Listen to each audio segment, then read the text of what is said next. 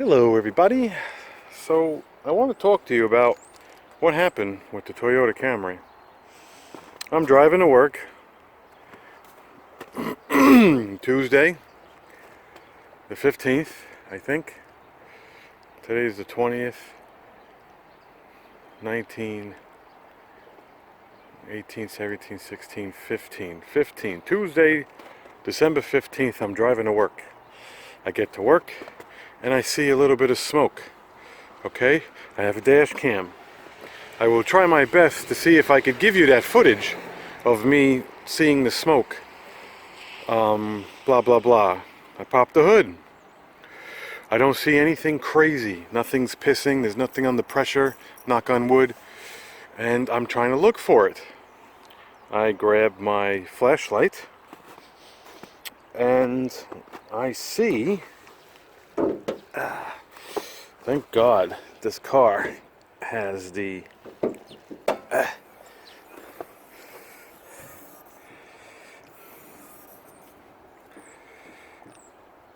see, I knew it. Unbelievable.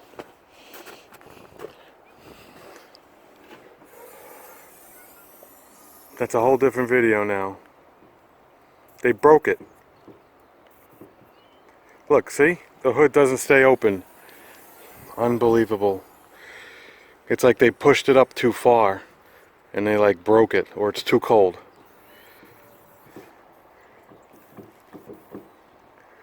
I can't even I can't even show you.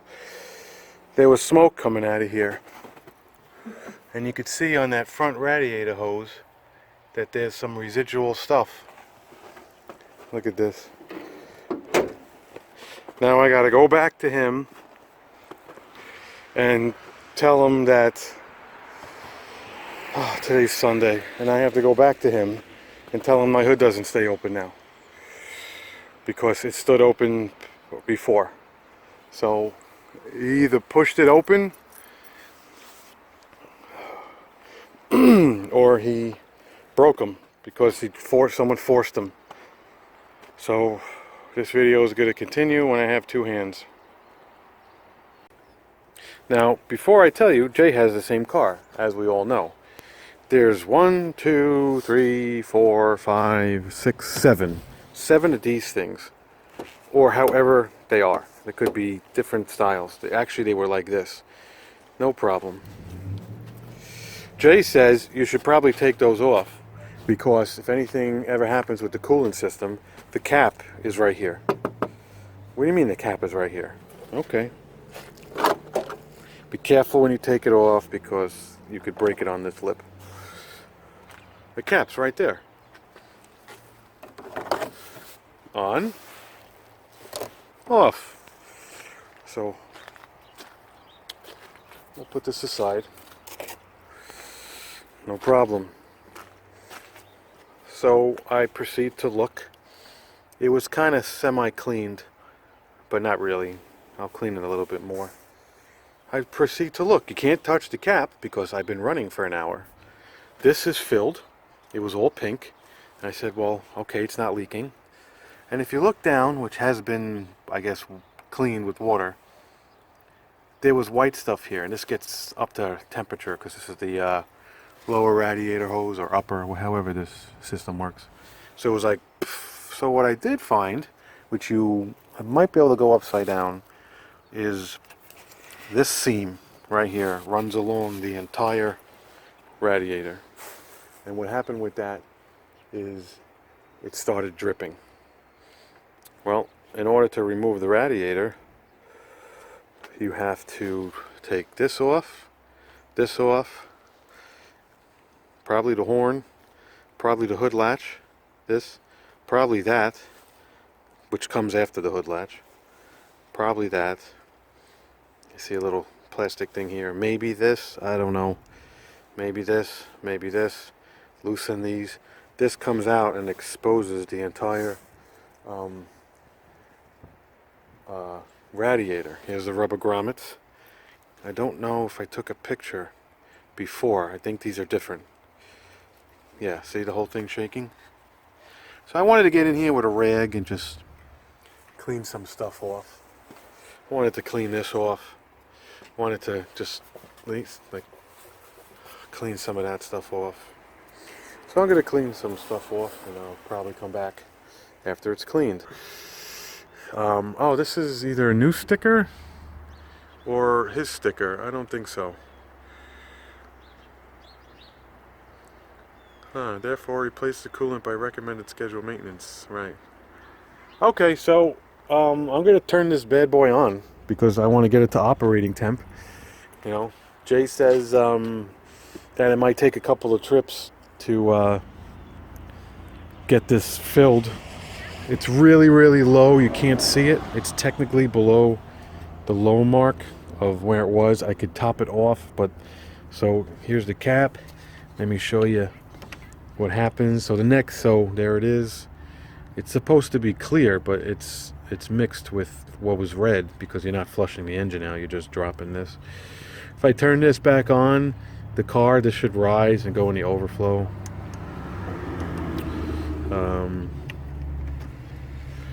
No, upside down. So other than that, really not a lot I could clean. So, you know, this stuff will be another time. I clean this, but I didn't clean that. So you could tell, you know, but it's not what this video is about.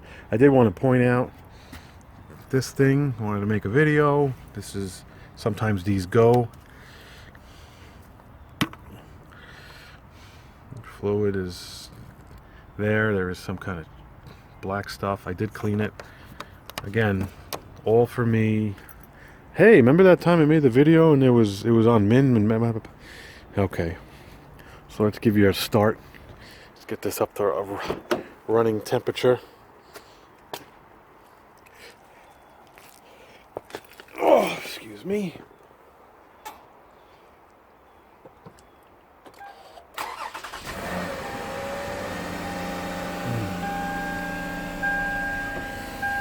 Oh, I do have to do things.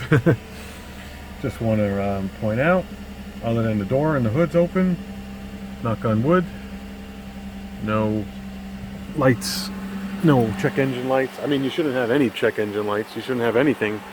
All he did was just drop the fluid.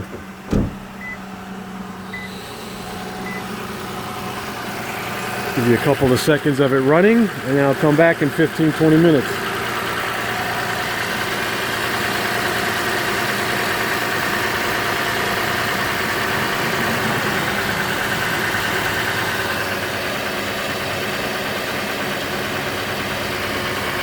Dead cold. Hasn't been ran in Wednesday, Thursday, Friday, Saturday, Sunday, Monday. 6 full days.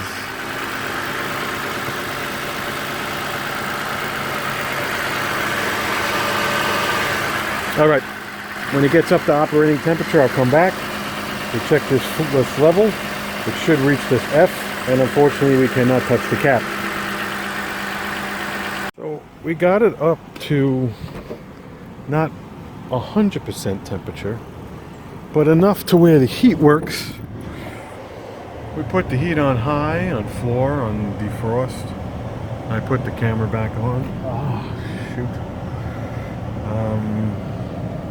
Technically, when it's really, really hot and you're driving, it goes to just below the line of the temperature line, right? Almost 90 degrees. The fan's kicked on. See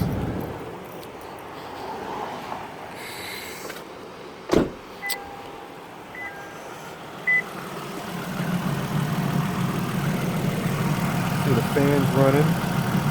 Camera slows it down for whatever shutter purposes, but they're both running. I mean, this is not going to fill up that much right now because it's calling for it. This is still cold, you know, so if you don't know how a radiator works, there's coolant in here and it's constantly getting pumped through the crevices of the engine, however it's designed. Cold air comes through the vents, hit the coil. That's probably the condenser for the air conditioner. hits the coil, and the air, whether it's hot or cold, cools the fluid. And eventually it gets to a point where the engine is so hot that there's a thermostat somewhere. It's easier to explain it in the Corvette because you can actually see the housing. So this is probably a thermostat somewhere coming off this hose. It's like a plunger, so when it's hot, it opens, sends the fluid, and normal cars you should probably never see the fluctuation. You could see it in older cars, but this should call for it and piss it through before you even notice it. And then as it gets hot, it's pressurized, it has nowhere to go, so it hits the cap and then comes down here in this car, hits it, and it goes to full. There's a tube all the way in the bottom. That's it. And when it's cold, or it calls for it, it drops it down because the tube allegedly fills the radiator back up as it gets hot and cold. So this is pretty much going to wrap this up. There's nothing else that I can point out or do. Hopefully I satisfy you.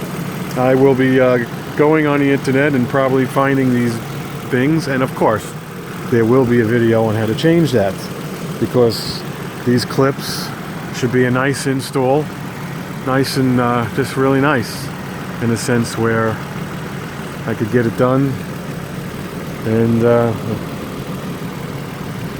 probably be nice. So thank you for watching. Hit like and subscribe.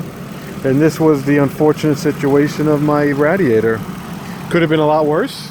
Could have blew the hose, or the pinhole could have shot coolant all over the engine. But it was a drip. It was somewhat fixed. Well, technically fixed. There's fans upside down, maybe. There's nothing leaking. There's nothing coming out of the cap. Nothing's dripping. And that's it. Thank you for watching again.